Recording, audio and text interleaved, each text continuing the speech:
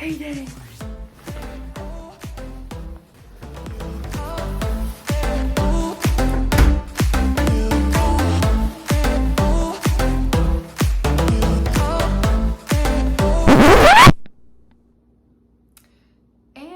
That's how I wish that my payday routine goes. Unfortunately, it does not go that way. So let's talk about that today. Karibu Tina, welcome back to my channel. Feeling very East African today. See my little wildebeest hanging out with us today. And then if you're from Kenya, comment down below and tell me if you know where this coffee mug is from. But I've got my coffee here with me, and we're gonna talk about my payday routine as a nurse / budgeting. So I'm trying to make this kind of comfortable because budgeting really shouldn't be that stressful. It should be something you learn from, really. So that's what we're gonna talk about today. So just a few disclaimers to start out with. I will be going over my payday routine as a nurse. Yours may be different, whether you're a nurse or not a nurse, or whether you're a nursing student or CNA. It may still apply to you.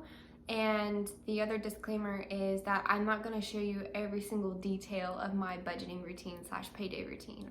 Some of it is just, like I said, it may not apply to you, so I don't feel like I need to share it, but I'm going to share enough with you guys that you can make your own budget and figure out your own payday routine, maybe using my video as like a template to start out with. So without further ado, let's get into how I budget. I will also say that I used to budget individually as both a CNA and an RN, but since since October, I've been married. Oh my gosh. Since October, I've been married. So for the first month, we still were kind of budgeting separately, but as of December, and definitely as of the new year, we started budgeting together and doing our taxes together. So let's get into it. But just that little disclaimer, it will factor in my husband's income. But yeah, let's get into it. So first things first, it's important to know how much you're making monthly and even hourly. So whether you're part-time or full-time, that's gonna factor into how you make your budget. I currently work full-time as a nurse, so I work 3 12-hour shifts per week, but I have a slight pay differential because 1, I've worked at this hospital as a CNA before, and 2, I work a night shift, so I get a little extra income from both of those per hour. And then I also have been trying to pick up half to a full bonus shift per week. So I've been trying to factor that into my budgeting because we have a couple trips that we want to take, and usually if we are planning on taking a trip or traveling, that's when we will start picking up bonus shifts in both of our jobs, and that money towards traveling. So anyways, it's good to know how much you're making and how much you're making together with your spouse. And then the next thing you need to know is the principles of budgeting. So this would be, what are your financial goals and what are your budgeting goals? What are you going to put your money into every month, and how are you going to divide it up? What is most important to you? If you have debts and things, those are going to be very important and probably take priority. And obviously things like rent, utilities, things like that are going to take priority. Putting food on the table is going to take priority. But then outside of that, what are you going to factor in? So let's actually take a quick look at my aunt's book, which she graciously gave me and my husband. But I feel like it does a really good job of helping you guys picture what you want to do with your budgeting. So this is the book, Honoring God with Your Money, and in my house we believe in tithing, and that our money, comes from God. He's the one that provides for us, really, and then it's up to us to be good stewards with our money. You may have different opinions and beliefs, but still a lot of the same things that you're going to use, whether you're a believer or not, you can find in this book. So we'll shout out to my aunt, but let's look at the principles of budgeting. So in my aunt's book, lesson 7, it goes over the principles of budgeting, and basically this book has little fill in the blanks too that you can go over with your spouse or by yourself. And it talks about the principles of budgeting, how to create your own budget, how to pay off debts. It's a little bit kind of like, it reminds me of doing Dave Ramsey's financial planning and stuff, if you guys have ever done that.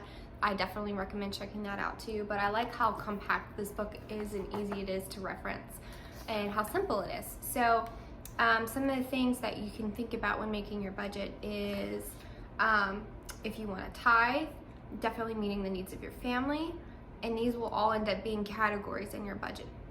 Paying debts, making a savings, so whether it's a long-term savings or short-term. So in our case, we're making short-term savings so we can go traveling, but then we also want long-term savings such as Roth IRA and, you know, retirement funds.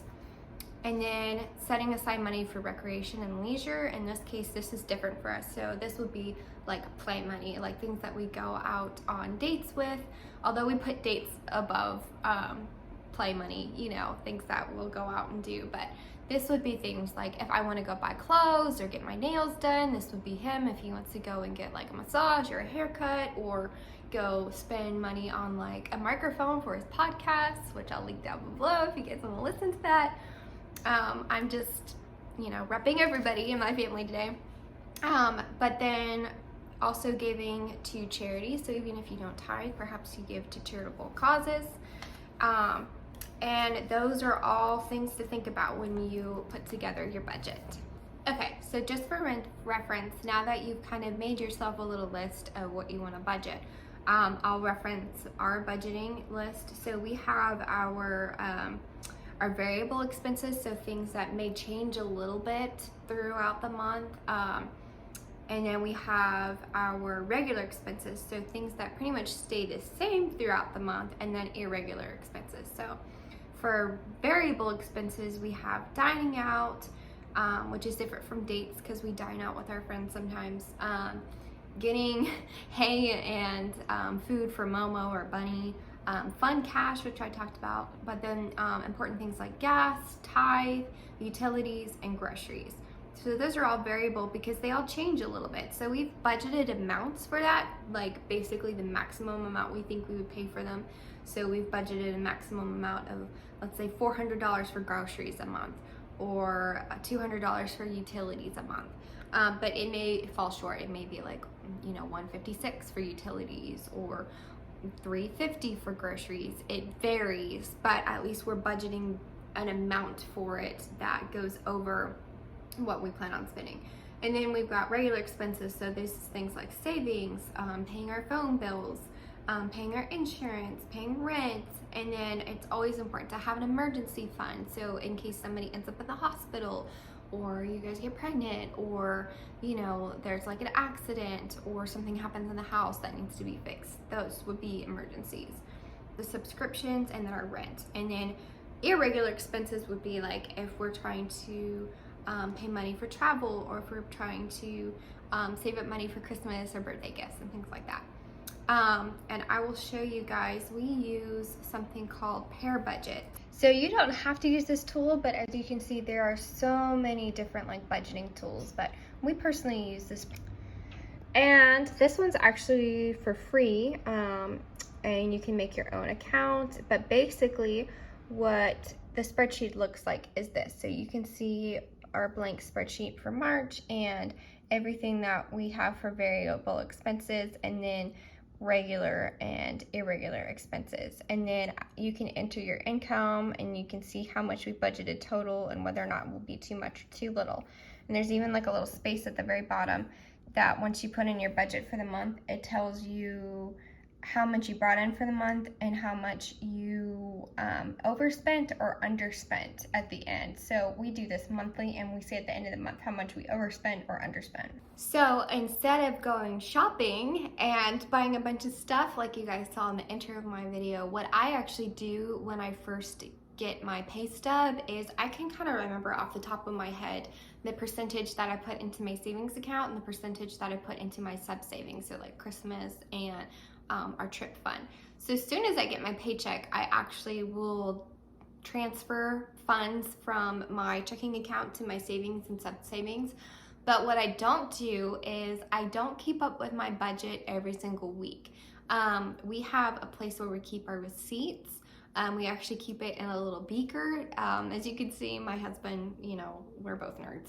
So we keep it all in the beaker, and At the end of the month, we'll go through all our receipts and check them compared to our debit and credit statements and make sure that nothing's mismatched, nothing got spent from our credit card that we didn't spend or we didn't get overcharged. But I am not the type of person, and neither is my husband, who can keep up every single week with our budget. So we sit down either once a month or twice a month in a coffee shop or at home, and we go over our full budget. We pull out all those receipts, check them. We make sure that we're plugging in everything that we spent into our little spreadsheet, which makes it really easy. It updates automatically. And honestly, it being that simple makes it more fun to budget, because budgeting can be really like daunting and not very fun. And that's really all there is to it. Of course, there will be times where I have to spend money for work, or, you know, buy a new stethoscope, buy a new badge clip if mine breaks, buy scrubs and things like that. And I honestly just put that into my variable expenses / fun cash, especially if I'm buying a new pair of scrubs. So that's really honestly all I do. Again, if you want to check out my aunt's book, it's called Honoring God with Your Money. But budgeting really shouldn't be that bad, and my payday routine is honestly really simple. Like I said, once I see it, I will disperse that money, but I wait until the end of the month to actually go through and update my budget. I hope that this video was helpful. I know it was fairly simple, but at least hopefully I was able to break some things down for you and hope you see how I budget personally, and especially as a nurse. So I wanted to take just another minute to talk about Nursing.com, which is a website that I personally wish I had known about both as a new graduate nurse and as a nursing student. And basically they are an online course or an online website that has a bunch of courses, references, cheat sheets, and NCLEX prep guides on it. And it helps everyone from the pre-nursing student part of the career all the way to the new grad part of the career. And if you're like me, even though I'm not a new graduate nurse anymore, I am still working on trying to study for my CCRN, which is the critical care registered nurse licensing. So they have even materials for that, which I find super helpful. But if you're tight on your budget, they also have a few freebies, so I'm going to show you that here in the next clip. So I wanted to take a minute to show you guys this great website called Nursing.com, in case you've never heard of it, but it is great for you if you just need extra materials outside of the classroom in order to learn and do better in nursing school or as a new graduate nurse. As you can see, you've got pre-nursing, nursing student, nurse, NCLEX prep, and new grad, like courses and cheat sheets and things that are available on this website. But if you're a little bit tight on your budget, you can go down here to free cheat sheets that they have. And it brings you to this page, and you can sign up for Friday freebies. And they send you a PDF once a week that has a cheat sheet on it. And if you're in nursing school, you probably already use cheat sheets a lot, just like I do. And you can just sign up for it. And what will happen is you'll get something like this. So for myself personally, as a new graduate nurse, it is very important to know what atrial fibrillation is, especially since I work in the CVICU. But it gives you a whole little cheat sheet thing here to go through, and they should send you one per week. So if you're a little tight on funds, you can use that. But of course, you can use my link in the description box below in order to go to their website. And of course, if you like what you see and you feel like this website is helpful for more than just the free cheat sheets, you can sign up and get your account. But of course, on top of that, we have NCLEX prep, which I really excited about. I didn't even know about this website when I was in nursing school, so trying to give you guys a heads up. But their NCLEX prep is very comprehensive and very affordable, and I use quite a few NCLEX preps, and I really wish they could use this much. So of course, you can sign up for that, and then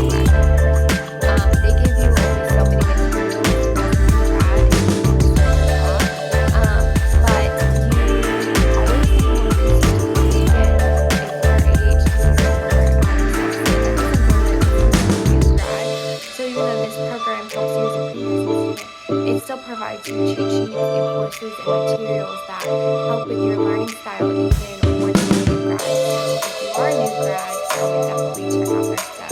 It's very helpful when you're